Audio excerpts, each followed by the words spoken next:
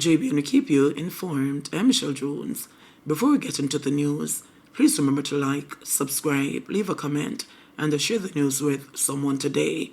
Now onto the news. Residents called for in the come after police killing at determined candlelight vigil. Residents were crying foul after a man was killed by the police during a candlelight ceremony of late reggae artist determined at his home in Itoberel on Otter Bay on Friday. That is 28-year-old labourer Kevin Cunningham of Craball District on Otter Bay. Residents say the killing was carried out in cold blood. However, police reports are that at around 9:20 p.m., the Centenary Operations Support Team went to the venue where the candlelight vigil was being held to shut down the event, which had no permit. The police further alleged that in carrying out their duties, Cunningham brandished a gun at one of the cops, who in response discharged his service weapon and injured the suspect. Cunningham was taken to the Otter Bay Hospital where he was pronounced dead. Police say a Beretta .40 caliber pistol with a partially raised serial number and a magazine containing 5 live rounds were recovered from the deceased. It is said that 2 cops were also injured in the incident.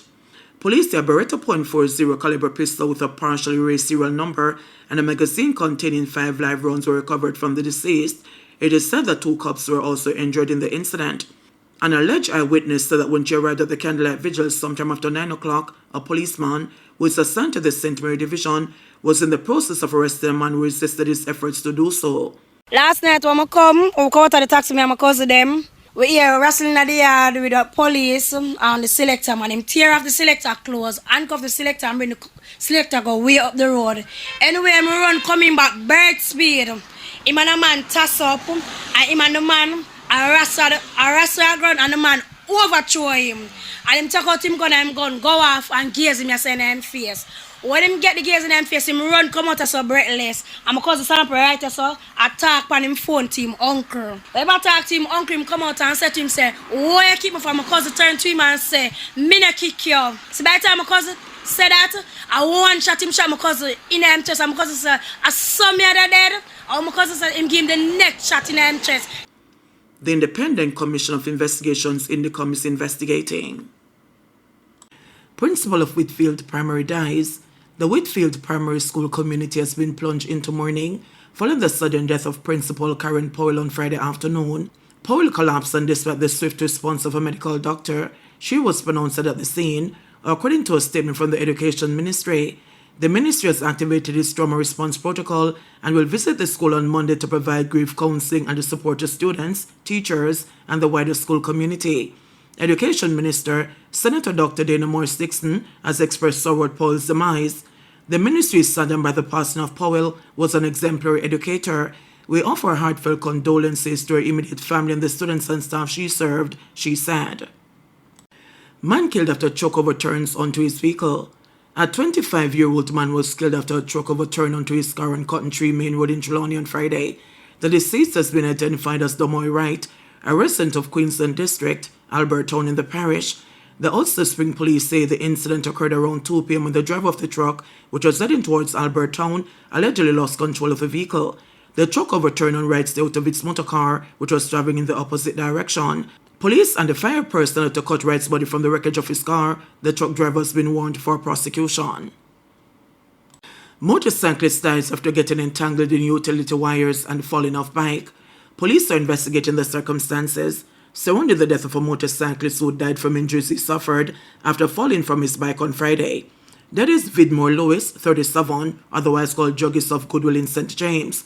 Reports from the Adelphi police are that at about 9:03 a.m., Lewis was driving his motorcycle along the main road when he got entangled in wires that were hanging from a utility pole. He reportedly fell from the motorcycle and was knocked unconscious. He was assisted to hospital but later died. The investigation into the incident is ongoing. Man who killed child he claimed as girlfriend gets life in prison. A 22-year-old man who pleaded guilty to the stabbing murder of a 14-year-old girl, whom he told the court was his girlfriend, was sentenced to life in prison on Friday. Justice Bertram Morrison, who handed down the sentence in the St. Catherine Circuit Court, said Shamar McCullough will have to serve at least 15 years and 9 months before being eligible for parole. McCullough murdered Denisha Cooper of Naisbury Grove in St. Catherine in May 2021. His attorney, Nicholas Edmonds, urged the judge to be lenient, noting that McCullough was a teenager at the time of the crime, is not beyond redemption, pleaded guilty, and regrets his actions. Justice Morrison acknowledged the lawyer as being eloquent, McCullough's guilty plea, and his remorsefulness, but he said McCallum must face consequences for his actions. You have taken the life of a teenager whom you said you had a relationship, even though she was underage. This is a sad act, and premeditation cannot be omitted, as he agreed that you loved her and didn't want to lose her, Justice Morrison said. McCullough spent 2 years and 7 months in jail prior to being sentenced. McCullough pounced upon Cooper at about 9 p.m. on May 8, 2021, and stabbed her repeatedly with a knife. He attempted to escape but was held by residents. Cooper was assisted to the Spanish Town Hospital where she died 2 days later. Woman to be sentenced to acid attack that left the victim with severe burns and blind in one eye. Nicolene Gray, a 43-year-old pay clerk, is to be sentenced on April 9 in the Home Circuit Court after pleading guilty to a brutal acid attack that left another woman blind in one eye with severe burns. The attack, reportedly stemming from an alleged love triangle, occurred on a coastal bus in St. Andrew nearly 3 years ago. Gray, who also injured a male bus driver and a female passenger, pleaded guilty to 3 counts of causing grievous bodily harm with intent. She appeared dispirited in court, dressed in a black dress, as she entered her plea on Friday. The primary victim, whose partner Gray was allegedly involved with, suffered third-degree burns to her face, shoulder, neck, chest, and back. The other victims sustained burns to their bodies from the corrosive substance. The attack took place on October 1, 2021, when Gray and the 3 victims were traveling on a bus heading to Halfway Tree. As the intended target signaled for a stop and turn to exit, Gray dosed her with the acidic substance. She continued the assault as the woman spun around, leaving her skin appearing to melt. The caustic liquid also injured the bus driver and the female passenger. Authorities later recovered a ketchup bottle containing the substance at the scene. Gray was arrested and charged that same day. Presiding over the case, Justice Leighton Pusey ordered a social inquiry report and requested Gray's criminal records. He also instructed Gray and her attorneys, John Clark and Sashika Richards, to decide quickly on potential compensation for the victims. Compensation is a factor, not a replacement for sentencing. It's a consideration. It doesn't mean that the court will not sentence you, Justice Pusey cautioned, emphasizing that the court would not delay sentencing indefinitely for compensation arrangements. Senior Deputy Director of Prosecutions Claudia Thompson and Crown Counsel Deborah Bryan represented the Crown. Renovated health center reopens in Thompson Town. Hundreds of residents of Thompson Town and the surrounding communities in Clarendon are now receiving improved services at the renovated health center, done at a cost of $25 million. The project was carried out under the government's Operation Refresh initiative and financed by the National Health Fund and the Southern Regional Health Authority. Improvements undertaken include the waiting area, staff quarters, solar panels for energy efficiency, air conditioning, and the sanitary conveniences. Speaking at the reopening of the center on February 20, Minister of Health and Wellness, Dr. Christopher Tufton, described the exercise as refreshing the fundamental principles of good health care, which starts in the community.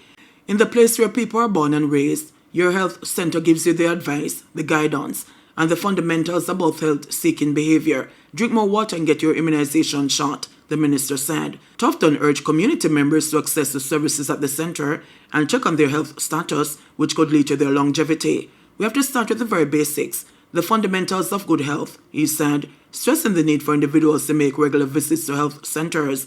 When you end up at the hospital, as they say, the proverbial horse has gone through the gate already, because at that time, you're so advanced in your ways or in your state that the kind of operations that you need are quite debilitating and sometimes may not even have a recovery mode, the minister said. Health centers, the minister said, must be seen as offering quality preventative healthcare services. JBNN will keep you informed. Please remember to subscribe, like, share, leave us a comment, and click the notification bell to receive our daily news items.